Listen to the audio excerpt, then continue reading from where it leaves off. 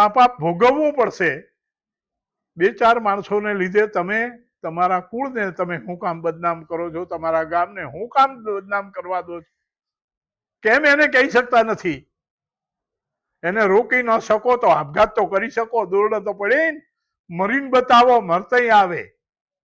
સંઘની પ્રાર્થના વગર મારો દિવસના કાર્યની શરૂઆત કરતો નથી.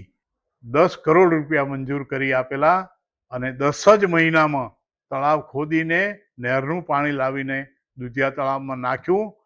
એ લાલચમાં સમાજના માણસો આવી જાય. આવતીકાલે આપણે કરેલા આ કર્મના ફળ આપણે ભોગવવા પડશે. મારી મરજી હશે તેમ હું કરીશ. સમાજના 70 ટુકડા થાય તો મને કોઈ વાંધો નથી. ગુરુ ગાદી તરીકે પોતાના શિષ્ય તરીકે એમણે જેમને મૂક્યા છે એમણે એ બોલ્યા છે.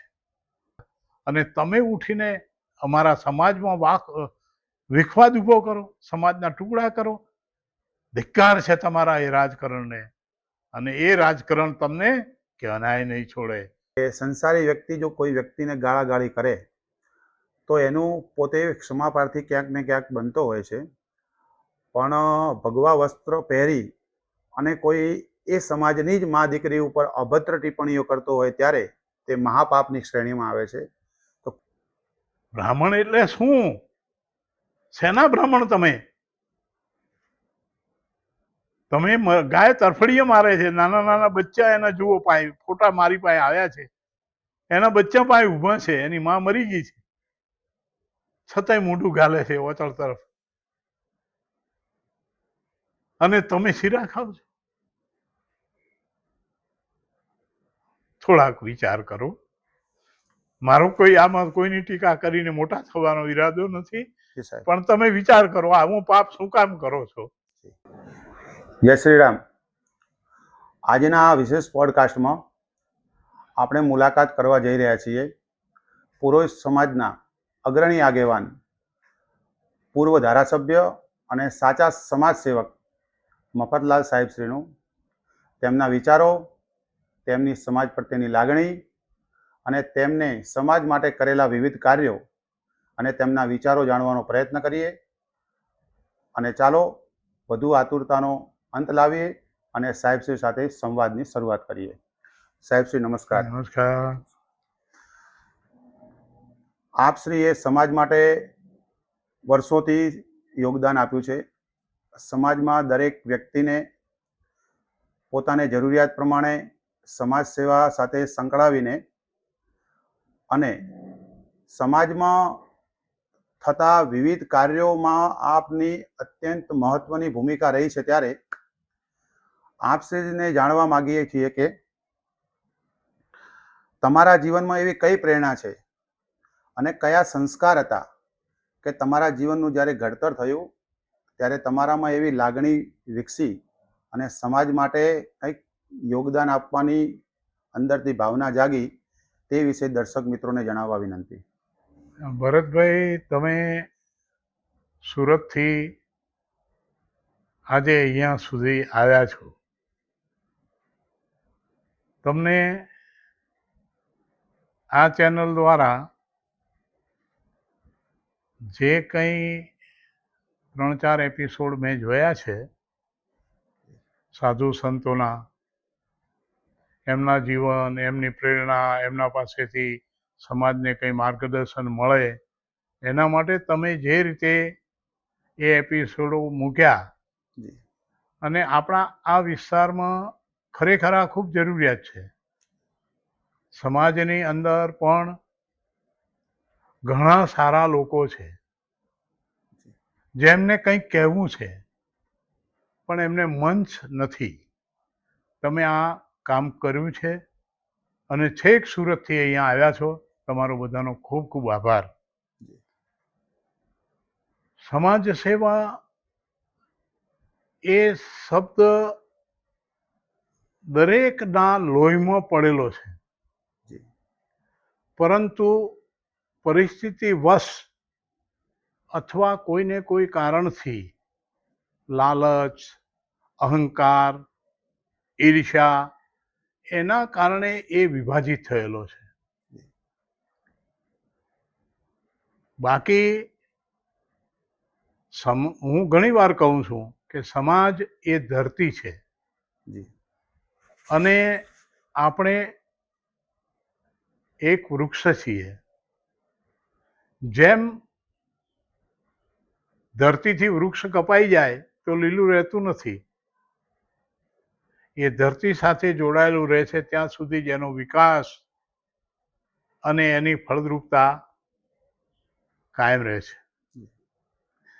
પણ એ ધરતીથી કપાઈ જાય એટલે પછી સુકાઈ જાય.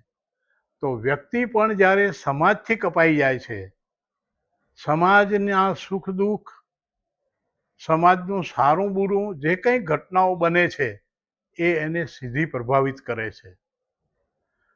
પછી એની સમજણ નથી તો પછી એ વ્યસનમાં પણ ડૂબી જાય છે. કોઈ પણ ટૂંકા રસ્તાથી પૈસા કમાવા માટે ખોટા ધંધા પણ કરતો થઈ જાય છે. પરંતુ જ્યાં વ્યક્તિની અંદર મારો સમાજ, મારો પરિવાર, મારું કર્તવ્ય એની સમજણ આવી ગઈ તો એ વ્યક્તિ ક્યારેય માર્ગ ભૂલતો નથી અને એનું આખું જીવન કોઈને કોઈ સારા કામોમાં વ્યતીત કરવા માટેનો એનો પ્રયત્ન રહે છે. મારી પોતાની વાત તમે કરો તો મેં 1962માં ઘર છોડેલા. ગરીબ હળખેડુ બ્રાહ્મણ પરિવાર, પુરોહિત સમાજના બધા જ લોકો રસોઈયા તરીકે કામ મુંબઈમાં કરતા. તો એ કામ કરવા માટે હું પણ મુંબઈ ગયો. મારા બાપુજી પણ ત્યાં રસોઈનું કામ કરતા હતા. પછી 1964માં હું નવસારી હીરામાં આવ્યો. એના પછી હું 1966માં જ્યારે વડોદરા ગયો ત્યારે સંઘના રાષ્ટ્રીય સ્વયંસેવક સંઘ RSSના સંપર્કમાં હું આવ્યો અને મારા જીવનની દિશા બિલકુલ સ્પષ્ટ રીતે મારો વાંચનનો શોખ પહેલાંથી હતો, સારા પુસ્તકો વાંચવા, અને એમાં પણ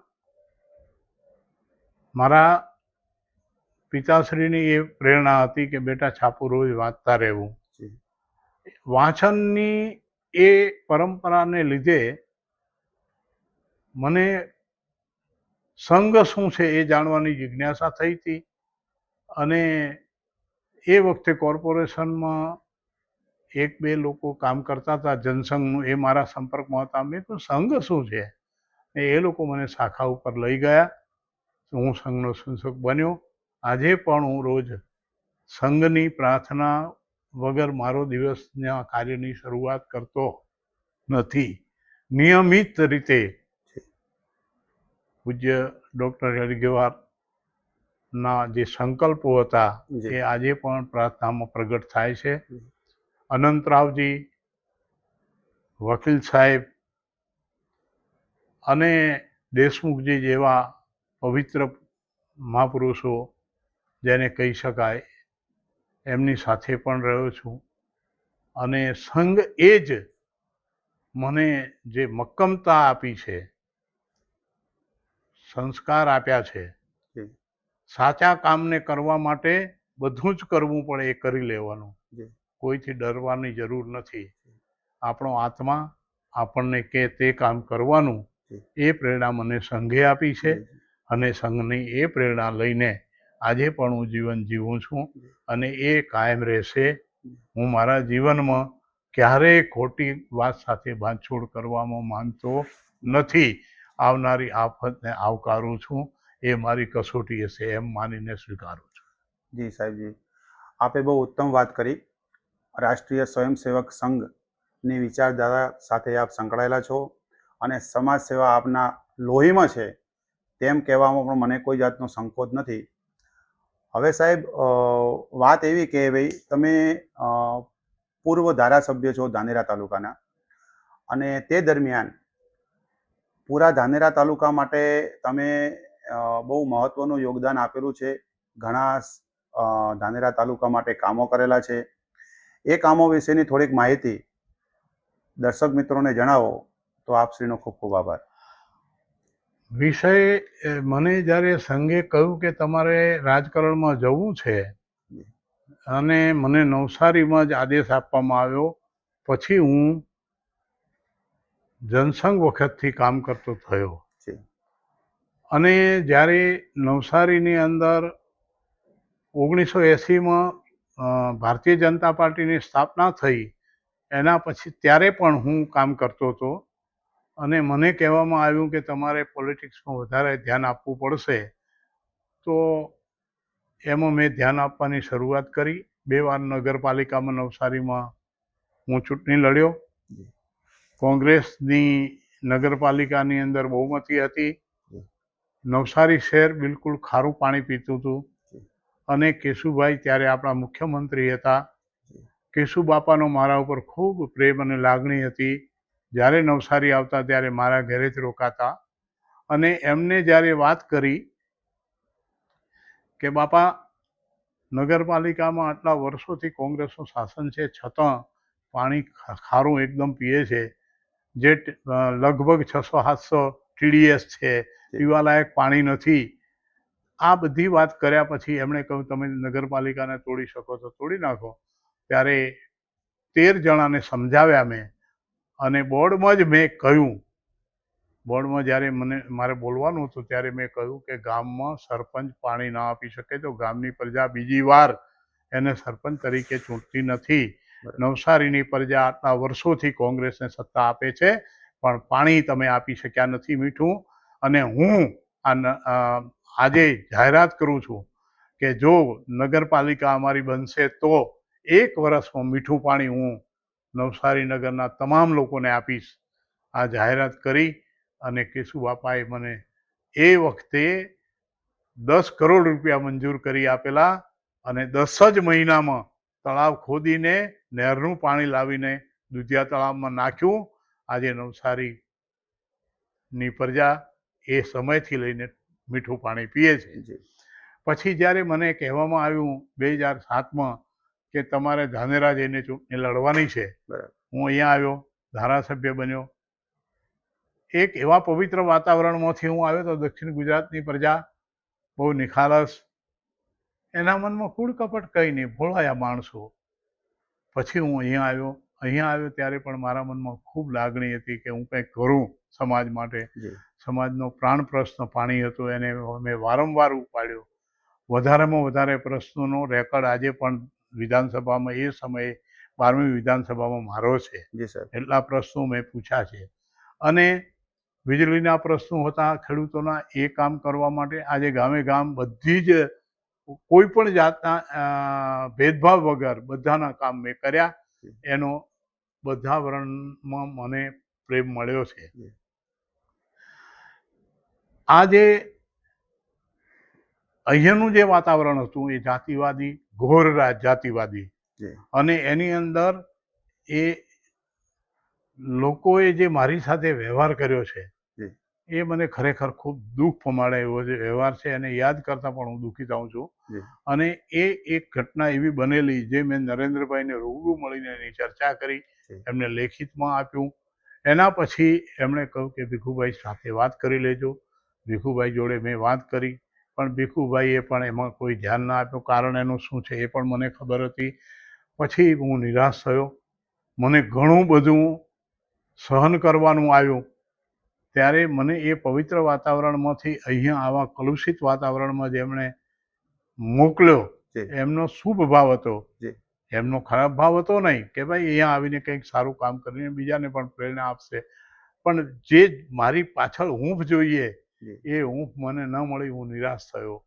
અને પછી મેં જ પોતે કહ્યું કે મારે હવે આ રાજકારણમાં રહેવું નથી અને કોઈના હાથા બનીને પાપમાં ભાગીદાર થવું નથી. એટલે મેં ના પાડી કે મારે ટિકિટ જોઈતી નથી. એટલે એમાં કોઈ મારા પાર્ટીના લોકોનો કોઈ પણ દોષ કે હું એમને કંઈ એના માટે જવાબદાર ઠેરવતો નથી. પણ મારું નેચર એવો છે કે હું પરમાત્માની વધારે નજીક રહેવા માગું છું.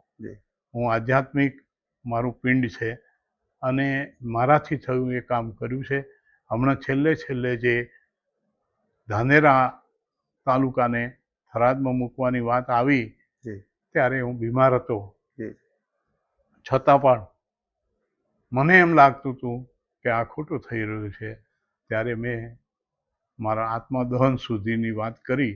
એ બહુ દુઃખ સાથે કહેવું પડેલું.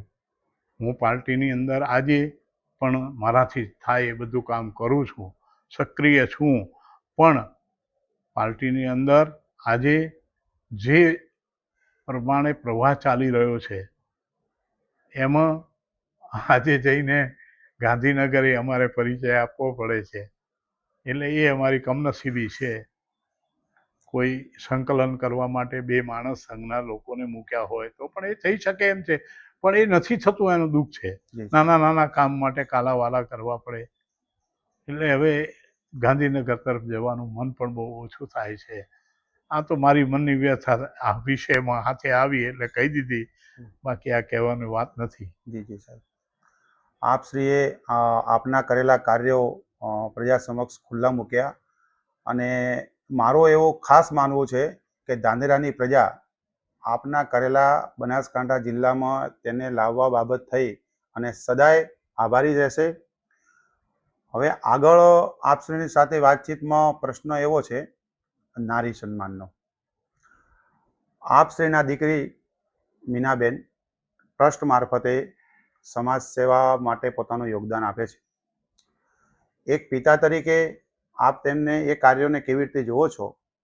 અને સાથે સાથે એક બીજો પ્રશ્ન કે દરેક સફળ પુરુષની પાછળ સ્ત્રીનો મહત્વનો ભાગ હોય છે. આપશ્રીના પત્નીશ્રી વર્ષોથી આપની સાથે અડીખમ ઊભા છે. તેનો સ્વભાવ એકદમ નિર્મળ છે અને ગમે ત્યારે તમારું આત્મબળ પૂરું પાડે છે. તો તેના વિશે આપ માહિતગાર કરવા વિનંતી. નારી સન્માન હિન્દુ ધર્મની અંદર માતા સીતાનું નામ સીતારામ કે રાધે કૃષ્ણ આપણે બોલીએ છીએ. તો નારી સન્માન કરવાથી જ્યાં નારી સુખી છે ત્યાં દેવો રમણ કરે છે. જી મારી દીકરીની વાત કરું તો એ એની મમ્મીના નામે એક ટ્રસ્ટ બનાવીને કામ કરે છે. જી ભગવાનને નહીં ગમ્યું હોય એટલે એનું ગ્રસ્ત જીવન લાંબુ ચાલ્યું નહીં અને એણે આ સમાજ સેવાનો માર્ગ સ્વીકાર્યો છે. અને એની અંદર એની પોતાની પાસે શક્તિ છે. હમણાં એને અખિલ ભારતીય મેયર કાઉન્સિલની અંદર પણ લેવામાં આવી છે. વચ્ચે એણે લડાખ સુધી કાર રેલીમાં ભાગ લીધી અને ટોપ 10 મહિલાઓની અંદર પણ એનું સ્થાન એણે મેળવ્યું છે. તો એની શક્તિથી એ આ કામ કરે તો મારી એમાં મંજૂરી છે અને હું ઈચ્છું છું કે મારા પુરોહિત સમાજમાં એ વધારેમાં વધારે કામ કરે. મારા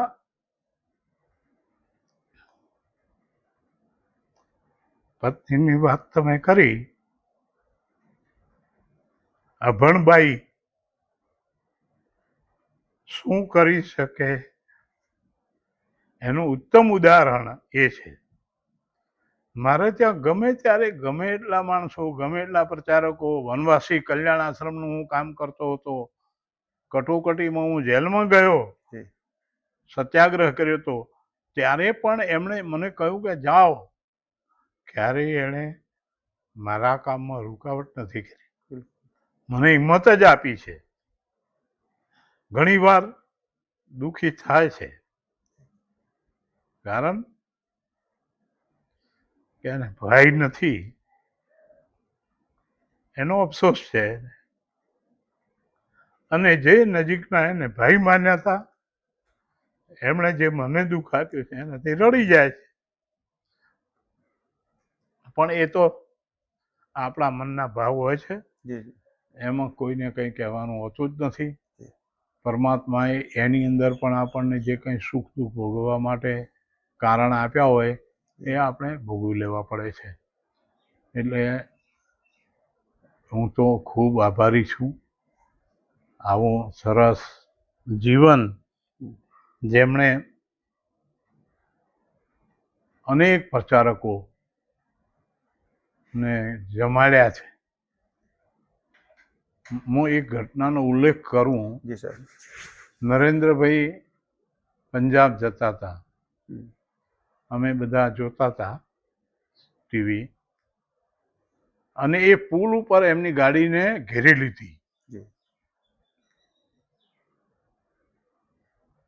ત્યાંની સરકારે કોઈ સલામતીની વ્યવસ્થા પૂરી પાડી નહીં, વૈકલ્પિક રસ્તો આપ્યો નહોતો. અને ત્યારે મારી બાજુમાં મારા વાઈફ પણ આમ ખુરશી પર બેઠા બેઠા જોતા હતા, ને અચાનક એમને ઘેરી લીધા. ને શું થશે પછી જે એમના સિક્યુરિટીવાળા ઉતર્યા નીચે, નરેન્દ્રભાઈ ગાડીમાં જ બેસી રહ્યા હતા, તો એ ઊભી થઈ અને મંદિરમાં જઈને દીવો કર્યો. કીધું, મેં કીધું કેમ, શું થયું? તો નરેન્દ્રભાઈ ઉપર આફત આવી. જો ને તમે જુઓ છો ને કે ભગવાન એમની રક્ષા કરે, ભોળાનાથ. એટલે એ વખતે મને મેં કહ્યું, તને કેમ એવું લાગ્યું? તો કે નરેન્દ્રભાઈ આપણે ત્યાં આવતા અને મને કહેતા કે ભાભી મને ખાખરા અને દહીં આપો. એટલે મને આવતા ત્યારે મને એમ લાગતું કે મારા ભાઈ આવે છે મારે ત્યાં, એટલી લાગણી હતી.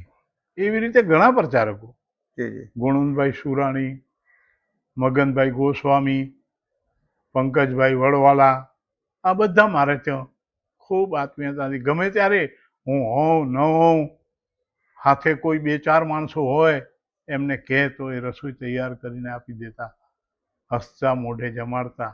વનવાસી કલ્યાણ આશ્રમના કેટલાય કાર્યકર્તા, વનવાસી કાર્યકર્તા મારે ત્યાં આવતા અને રહેતા. હું વનવાસી કલ્યાણ આશ્રમના પ્રમુખ તરીકે ત્યારે કામ કરતો હતો, અને સિદુંબરમાં આપણે સ્કૂલ ચાલુ કરી, અટલજીને બોલાવ્યા હતા, એમના હાથે જ એનું ઉદ્ઘાટન કરેલું, ત્યારે પ્રમુખ હું હતો. એટલે આવા બધા ઘણા પ્રસંગો છે જે ભાવુક બનાવે છે. જી જી સાહેબ, આપશે બહુ સુંદર વાત કરી. આપના ધર્મપત્ની શ્રીનો ભાઈ પ્રત્યેનો પ્રેમ, નરેન્દ્રભાઈના રૂપમાં એમને જોઈને લાગણીભર બન્યા. હવે સાહેબ, સામાજિક કાર્યોની વાત કરીએ તો આપનું ઉત્કૃષ્ટ જીવન સમાજને પ્રેરણા પૂરી પાડે છે. આપશ્રીએ વર્ષો પહેલાં 32 પુરોહિત યુવક મંડળની સ્થાપના કરી. સમાજ માટે એક એવું સુનિશ્ચિત પ્લેટફોર્મ તૈયાર થાય કે જેમાં સમાજને મદદરૂપ કેવી રીતે થઈ શકાય તેવા ભાવ સાથે.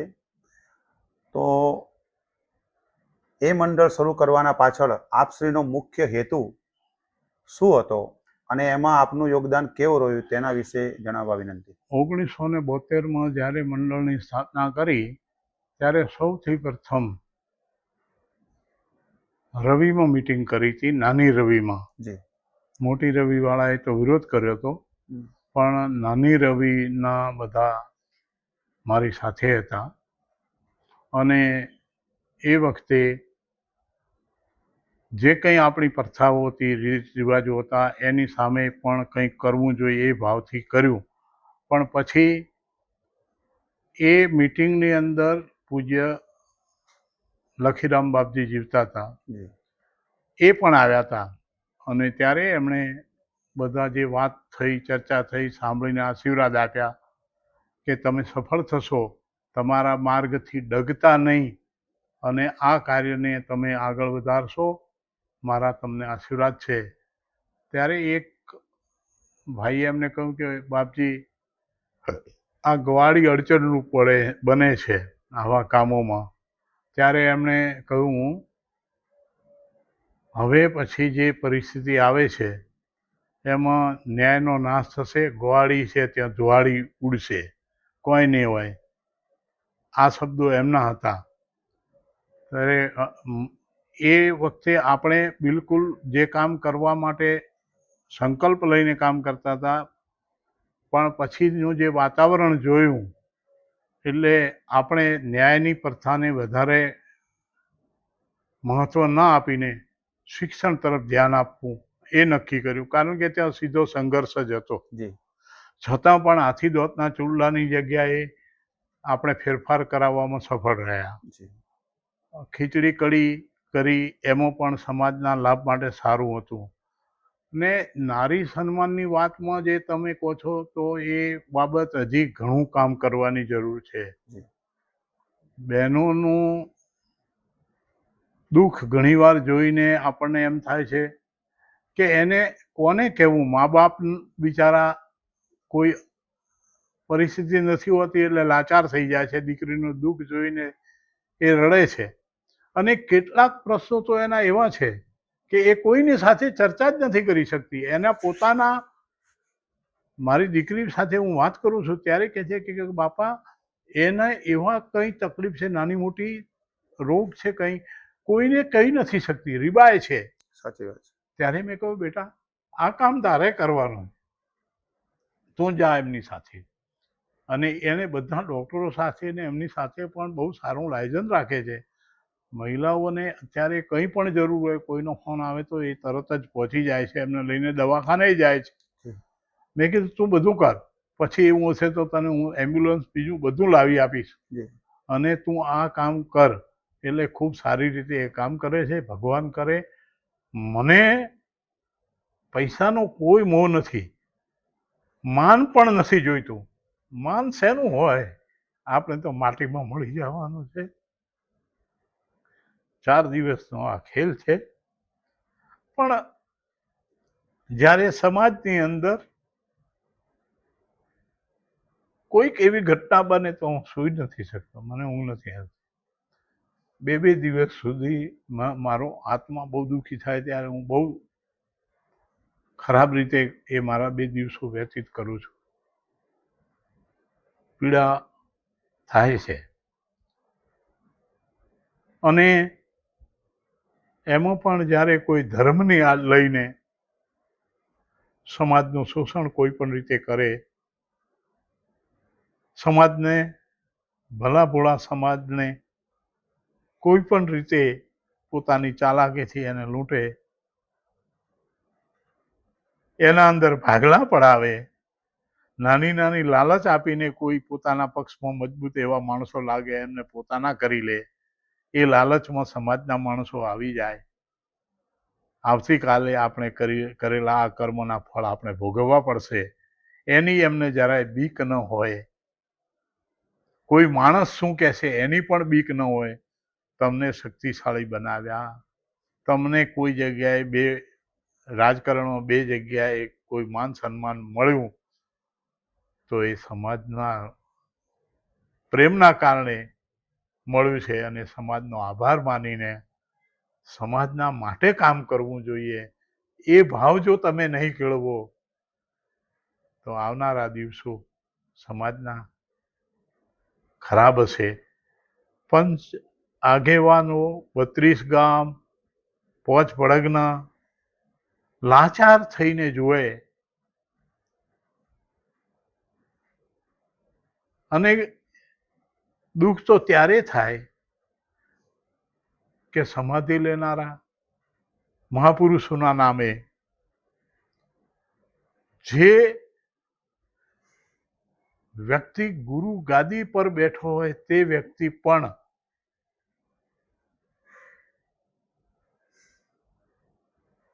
એમ કે મારી મરજી હશે તેમ હું કરીશ, સમાજના 70 ટુકડા થાય તો મને કોઈ વાંધો નથી, થવા જ જોઈએ. આ શબ્દ બોલે, અથવા પોતે એમ કે હું 100 કરોડની પાર્ટી છું, મારી પાસે અહીંયા પર જગ્યા છે, અહીંયા આમ છે, તેમ છે, આટલી મિલકતો છે, અને જ્યારે શિષ્ય બનાવ્યા હોય એ નારી, આ પ્રશ્ન મારે તમને પૂછો ત્યારે કહેવાની મને ઈચ્છા નથી, જી પણ મારી ભત્રીજી થાય છે, જી જી એને એવા અપશબ્દો બોલ્યા છે. ગુરુ ગાદી તરીકે પોતાના શિષ્ય તરીકે એમણે જેમને મૂક્યા છે એમણે એ બોલ્યા છે, એ શબ્દો બોલ્યા છે. ચૂપચાપ એ સાંભળીને બેસી રહ્યો છે સમાજ. ખરેખર ધન્યવાદ આપું એ સમાજને કે એના માટે શું કહેવું મારે એ મને જ સમજાતું નથી. ને આ પરિસ્થિતિની અંદર આપણી બધાની જવાબદારી ખૂબ બને છે. યુવાનો નવસારી, સુરત, મુંબઈ, અમદાવાદ, પાલનપુર જ્યાં રહે છે ત્યાંથી એમણે ખૂબ જાગૃતિનું કામ કર્યું, સમાજ જાગૃતિ માટે ખૂબ મહેનત કરી. એમની પણ ખૂબ ટીકા થઈ છે, પણ ખરેખર એ યુવાનોએ એમનો ધર્મ નિભાવ્યો છે. સમય એનો જરૂર નોંધ લેશે અને જે પૈસા એમની પાસે હતા, યુવાનો પાસે ખૂબ મહેનત કરીને કમાયા હતા, એમણે એ પૈસા એમને આપ્યા છે. એ પૈસાનો દુરુપયોગ કરશે તો ભગવાન ક્યારેય એમને માફ નહીં કરે. એ પછી ગમે તેટલો મોટો તપસ્વી કેમ ન હોય, જરૂર એની એને સજા ભોગવવી પડશે, મારો આત્મા એ કહે છે. અને જેમણે પૈસા આપ્યા છે એમને હું વંદન કરું છું. તમારી ત્યાગ વૃત્તિ, તમે તો એક ભાવથી આપ્યા છે, પણ એ ભાવનો દુરુપયોગ હવે થાય ન એ જોવાની પણ જવાબદારી તમારી છે. તો થોડાક જાગૃત થઈ અને હવે જેને કંઈ કહેવા જેવું છે કે રૂક જાઓ. અને આ તમે જ કહ્યું હતું કે 7-8 કરોડ રૂપિયાનો ખર્ચ થાય, એ 25-30 કરોડ સુધી તમારી પાસે આવી ગયા છે, તો બાકીના પૈસાનો સદુપયોગ કરો. અમારા છોકરા, અમારા ભાઈઓ બહેનો, અમારા દીકરા દીકરીઓ ભણે એના માટે કંઈક તમે વાત કરી હતી, બંધાયા હતા. હવે એ વાત કેટલી તમે વર્તનમાં લાવો છો અને ગાંધીનગરમાં કંઈક સારી જગ્યા રાખીને કામ કરો. તો જો મને એમાં એ કામ કરશે તો હું ખૂબ ખુશ થઈશ. હું પણ સહયોગ આપીશ, પણ કરો. અમે લોકો ધાનેરાની અંદર પુરોહિત ભવન બનાવવા માટે જ્યારે કલ્યાણગીરી બાપજી પાસે ગયા, 10 જણા હતા, અમે ગયા. ખૂબ પ્રેમથી અમારી સાથે વાત કરી અને તરત જ એમણે પોતે જાહેર કર્યા કે હું તમને 1.5 કરોડ રૂપિયા આ ભવનના બાંધકામ માટે આપું છું. આટલો સરસ ભાવ સમાજ માટે ન હોય એને તમે સંન્યાસી કેવી રીતે કહી શકશો? ભગવા વસ્ત્ર પહેરીને લોકોને ધર્મના નામે ડરાવવા, સિદ્ધ પુરુષોના નામે ડરાવવા, ગમે તેવા રાજકીય નેતાઓ પણ આવીને મંચ ઉપર પોતાનું કોઈ વેર વાળવા માટે તાલુકાની અંદર જે કંઈ મેં કામ કર્યું હતું એના માટે કરે. એમને આવતીકાલે શું ભગવાન એમને સજા આપવાનો છે એને ભગવાનને ખબર છે. મને બહુ દુઃખ થાય છે આ બધું જોયા પછી મારા આત્મા કે તમને ભગવાને સક્ષમ બનાવ્યા, સમાજ સેવક બનાવ્યા અને તમે ઉઠીને અમારા સમાજમાં વિખવાદ ઊભો કરો, સમાજના ટુકડા કરો. ધિક્કાર છે તમારા એ રાજકારણને, અને એ રાજકારણ તમને ક્યાંય નહીં છોડે. આજે તમે જે અસ્ત કર્મ કરી રહ્યા છો ને એ રડતા રડતા પણ નહીં પૂરા થાય. યાદ રાખજો, એ તમે સંત હો, રાજકારણી હો, પંચ હો કે બહુ કરોડો રૂપિયા કમાઈને બેઠેલા કોઈ મોટા ઉદ્યોગપતિ હો, ઘરેલું કર્મ તો બધાય ભોગવવું પડે. જી સાહેબ, આપે નારી સન્માનની વાત કરી. આપની સાથે એક વાત એમાં હું ચોક્કસ જોડીશ કે સંસારી વ્યક્તિ જો કોઈ વ્યક્તિને ગાળાગાળી કરે તો એનું પોતે ક્ષમાપ્રાર્થી ક્યાંક ને ક્યાંક બનતો હોય છે, પણ ભગવા વસ્ત્ર પહેરી અને કોઈ એ સમાજની જ મા દીકરી ઉપર અભદ્ર ટિપ્પણીઓ કરતો હોય ત્યારે તે મહાપાપની શ્રેણીમાં આવે છે. તો કુદરત પણ તેને માફ કરતો નથી. હવે એક વાત એવી કે કલ્યાણંદજી સ્વામીએ આપશ્રીના સંચાલિત ટ્રસ્ટમાં 1.5 કરોડનું હમણાં અત્યારે જે દાન આપ્યું છે, તે દાનને લઈ અને આપનું મંડળ શું આયોજન કરવા જઈ રહ્યું છે અને આગળ મંડળના શું કાર્યક્રમો છે તેના વિશે દર્શાવવા વિનંતી. બાપજી એ જાહેરાત કરી છે. આમ આયોજન આપણે ખાતમુહૂર્ત કરાવશું બાપજીના હાથે બોલાવીને, જી અને એનો હિસાબ મંડળની પાસેથી પાઈનો હિસાબ મળશે તમને. જી અને એ એક રૂપિયો આપણો જે છે એ ધાનેરાની અંદર પુરોહિત ભવન બનશે એમાં વપરાવાનો છે. જી અને બીજી વાત, જે ગાળાગાળીની તમે વાત કરી એ મારી ભત્રીજી થાય છે. જી એટલા ખરાબ શબ્દોમાં ગાળ દેવી એ તો દેનાર વ્યક્તિ અને એમને સંસ્કાર આપનાર ગુરુ એમને જ ખબર હોય કે આ કેવા સંસ્કાર આપ્યા છે. પણ મને એક વાતની ખબર છે કે આ અમારો ભાણેજ જે છે નટો, એની ભૂલ એ હતી કે ગાયો જે મરી 25 કે 30 જે કંઈ હશે, રવિની ગૌશાળામાં એક રવિ ગૌશાળામાં ગાયો મરી, એ આ વધેલો ખોરાક નાખ્યો ભંડારાનો, એને લીધે મરી. અને એ વખતે એ ગૌસેવક છે એટલે એ દોડી ગયો અને તમે પણ એમની સાથે હતા. હા, હું પણ હતો.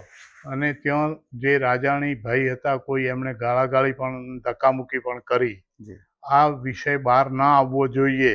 એને દબાવી દેવાની વૃત્તિથી એમના સેવકો કામ કરતા હતા. અને શીરો એ દિવસે બધા ખાતા હતા, આ બાજુ ગાયો તરફડી રહી હતી. ત્યારે કેટલાક આગેવાન કહેવાય એવા લોકો, કોઈ નહીં થયું, એ સોનારો તે તોરે બેટા ખીરો ખાઓ, એવી રીતે બધાને સોના રાખતા હતા. કોઈ એની વાત નહીં, ચર્ચા તો અફવાય. આપાપ કોણે ઉઠ્યું?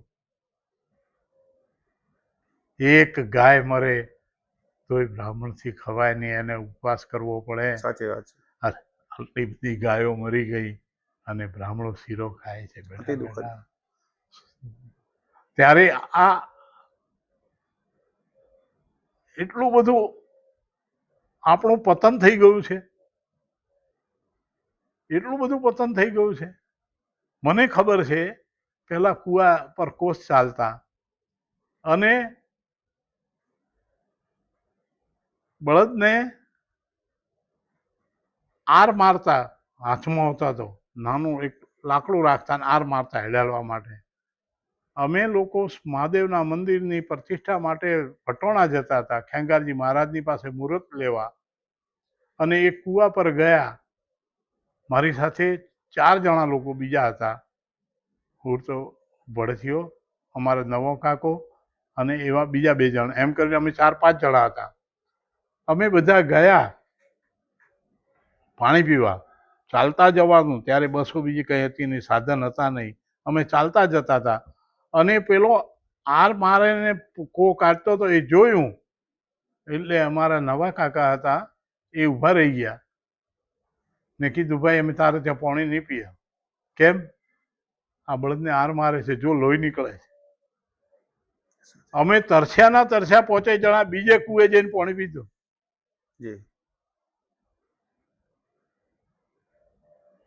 આ ભાવ હતો. બ્રાહ્મણ એટલે શું? શેના બ્રાહ્મણ તમે? ગાય તરફડીએ મારે છે, નાના બચ્ચા એના જુઓ પાય, ફોટા મારી પાસે આવ્યા છે. એના બચ્ચા પાસે ઊભા છે, એની માં મરી ગઈ છે, છતાંય મોઢું ગાલે છે ઓચળ તરફ. અને તમે શીરા ખાવ છો? થોડાક વિચાર કરો. મારો કોઈ આમાં કોઈની ટીકા કરીને મોટા થવાનો ઈરાદો નથી, પણ તમે વિચાર કરો, આ હું પાપ શું કામ કરો છો? આ પાપ ભોગવવું પડશે. બે ચાર માણસોને લીધે તમે તમારા કુળને તમે હું કામ બદનામ કરો છો, તમારા ગામને હું કામ બદનામ કરવા દો છો? કેમ એને કહી શકતા નથી? એને રોકી ન શકો તો આપઘાત તો કરી શકો, દોરડો તો પડે, મરીને બતાવો, મરતઈ આવે, મરીને પણ એનો જવાબ આપવો પડે. ખૂબ દુઃખ થાય છે, એટલે માટે આ બોલાય. જી દર્શક મિત્રોના માધ્યમથી સમસ્ત 32 પુરોહિત સમાજના આગેવાનો, સજ્જનો અને વરિષ્ઠોને આગ્રહ છે કે સમાજના અંદર જૂથવાદ ઓછો થવો જોઈએ, પરસ્પર સહયોગ થવો જોઈએ અને સમાજમાં એકતા વધે તેમાં પોતાના આંતરિક વિખવાદને એક બાજુ મૂકી અને સંગઠન કરીને સમાજને સશક્ત બનાવવાના પ્રયત્ન આપણે સૌએ કરવા જોઈએ. અને અંતમાં સાહેબશ્રી આપની સાથે એક એવો સંદેશ સમાજના યુવાઓને ખાસ કરીને અને માતા બહેનોને કે આવનારા સમયમાં આપણા વડીલો અને યુવાઓનું સંકલન કરી અને સમાજને સાચી દિશામાં લઈ જવાના ભરપૂર પ્રયત્નો કેવી રીતે કરી શકે તે વિશે આપ સમાજને એક ઉત્કૃષ્ટ ઉદાહરણ પૂરું પડે અને સંદેશ મળે તેવી વાત રજૂ કરવા વિનંતી. હું યુવાનોને કાયમ કહું છું કે તમે ગમે ત્યાં જાઓ, તમારા ઘરને ક્યારેય ભૂલશો નહીં, તમારા મા બાપને ક્યારેય ભૂલશો નહીં. તમે એકલા નથી. તમારી પાછળ 5-6 જીવ છે. તમે જો રસ્તો ભટકી જશો કોઈ પણ કારણે તો તમારું આખું ઘર, તમારા આ 5 જીવ દુઃખી થશે. આવા બધા ઘણા ઉદાહરણો મેં મારી નજરે જોયા છે. તો મહેરબાની કરીને તમારા મા બાપને, તમારા ઘરને યાદ રાખજો. અને તમે યુવાન છો અને તમારા મા બાપને આંખમાં આંસુ હોય તો ધૂળ પડી તમારી યુવાનીમાં. એ યુવાનીનો કોઈ અર્થ નથી. મા બાપ નો આધાર બની ન શકે એ દીકરા શું કામના? મા બાપને આનંદ ન થાય પોતાના પુત્રને જોઈને, એ દીકરા શું કામના? અને દીકરીઓને હું કહીશ, વર્તમાનમાં ખૂબ જાગૃત રહેવાની જરૂર છે. આપણું કુળ યાદ રાખો. તમે ગમે તેવા કપડાં મત પહેરો, ગમે તેવા લોકોની સાથે ટેલિફોનથી સંપર્ક મત કરો. તમારી પોતાની જિંદગીનો સવાલ છે. તમારું એક પગલું તમને બરબાદ કરી નાખશે. તમે જાગૃત થઈને તમે આ ફોનનો ઉપયોગ બહુ ઓછો કરો. બને તો બિલકુલ ન કરો તો ખૂબ સારું. અને જીવનમાં તમે ભણીને જો કંઈક આગળ આવ્યા હો તો તમે પણ સમાજનું ઋણ મારા પર છે અને હું પણ કંઈક સમાજ માટે કામ કરું. 50% સ્ત્રીઓ છે અને 50% જો સ્ત્રીઓ છે તે કંઈ નહીં કરશે તો સમાજની પ્રગતિ ક્યારેય થશે નહીં. સ્ત્રીઓએ ખભે ખભા મિલાવીને પોતાના કુટુંબને, પરિવારને અને સમાજને માટે કામ કરવું પડશે. સમાજ સુધારકમાં કેટલીક બહેનો એવી થઈ છે અને જેમના જીવનમાંથી આપણે આદર્શ પ્રેરણા લઈ શકીએ એવા એમના જીવનના આદર્શો આપણે જાણીએ છીએ. એટલે બહેનોએ પોતાના બાળકોને ઉછેરવા, સાસુ સસરા એ માતા પિતા છે, એ રીતે એમની સેવા કરવી. અને હું યુવાનોને ખાસ કહીશ કે તમારા ઘરમાં આવનારી જે કન્યા છે, વહુ થઈને આવે છે, કેટલાય અરમાનો લઈને આવે છે, એને દુઃખી કરશો તો તમે ક્યારેય સુખી નહીં થાવ. સાચી વાત. તમારા સંતાનો ક્યારેય હારા નહીં પાકે. તમારે એને ખૂબ પ્રેમથી રાખશો. જે ઘરમાં સ્ત્રી રડતી હશે ત્યાં લક્ષ્મીનો વાસ નહીં હોય ને નહીં હોય. સ્ત્રીનું સન્માન કરજો. સ્ત્રીએ મા બાપનું સન્માન કરવાનું, પોતાના પતિનું સન્માન કરવાનું અને આદર્શ વ્યવહાર કરીને બીજી જ્ઞાતિના લોકો પણ તમારી પાસેથી કંઈક શીખે. કારણ કે તમે પુરોહિત છો. તમારા પોતાના વ્યવહારમાંથી બીજા પણ કંઈક શીખે એવો વ્યવહાર તમે કરો અને ભગવાન ભોળાનાથ તમને ખૂબ સુખી રાખે, ખૂબ પ્રગતિ કરાવે અને આવતીકાલ આપણી સારી બને એના માટે આજે આપણે પ્રયત્ન કરીશું તો આવતીકાલ આપણી જરૂર સારી બનશે. અસ્તુ. ભારત માતા કી. આપ શ્રી સાહેબ અમારી સાથે જોડાણા અને સમાજના વડીલો, સમાજના યુવાઓ, માતાઓ, બહેનો, આપની સમાજ થકી જે સેવા છે અને આપનો જે સમાજ પ્રત્યે ભાવ છે અને સમાજમાં કરેલા કાર્યો આપશ્રીએ બહુ ઉત્તમ કાર્યો કર્યા છે તે બદલ સદૈવ ઋણી છે. આપશ્રી અમારી સાથે જોડાયા તે બદલ ખૂબ ખૂબ આભાર. અંતમાં સૌ દર્શક મિત્રોને આપણા પોડકાસ્ટ મારફતે માનનીય શ્રી મફતલાલ સાહેબ શ્રી આપણી વચ્ચે ઉપસ્થિત રહી અને સમાજ માટે તેમનો ભાવ રજૂ કર્યો છે. એમાં કોઈ પણ જાતનો કોઈને ઈર્ષા કે દ્વેષનો ભાવ નથી. સમાજના સૌ વ્યક્તિ એક થાય અને સમાજની અંદર પરસ્પર સંભાવ વધે તેના માટે સાહેબશ્રી સાથે જોડાવા માટેના આપણા પ્રયત્નો હતા. આપ શ્રી સૌ અમારી સાથે જોડાણા તે બદલ આપ સૌ દર્શક મિત્રોનો ખૂબ ખૂબ ધન્યવાદ. જય શ્રી રામ.